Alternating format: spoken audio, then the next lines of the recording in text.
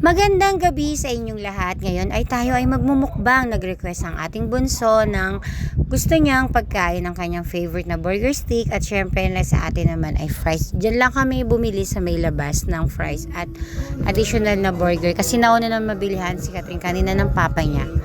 So guys, ay lang ating kakainin dahil nga kailangan natin magbawas ng timbang. Konti-konti mo ng ating kakainin. So yan, nag-start na kayo. Medyo nakasimangot nga si Bunso dahil nga akala niya pare-pares kami ng food. Sabi ko, hindi kasi nga nauna siyang bibilihan kanina. So, bumili na lang kami dyan sa labas para makasabay namin siyang kumain. So guys, may ulam naman kami dyan. Yung pork stick na niluto din. Pero syempre, cravings din. Food is life. So, enjoy lang namin muna kumain guys. Nag-pray muna kami, then after the pray, kailangan natin pagpasalamat ang lahat ng biyayang at meron sa atin na ibinigay ang ating Diyos na nasa itaas, ang ating Diyos na mapagmahal. In Jesus' mighty name, Amen.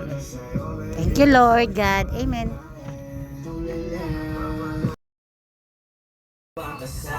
Kayo ba guys, paano ba kayo mag-diet? Comment nyo guys kung ano pa yung mga kailangan nating gawin at kahit paunti-unti lang ang pagbabawas na ating timbang. Mahalaga naman is maging malusog tayo, healthy, maayos ang ating katawan, maayos ang ating kalusugan. So thank you for watching. Thank you guys. Love ya.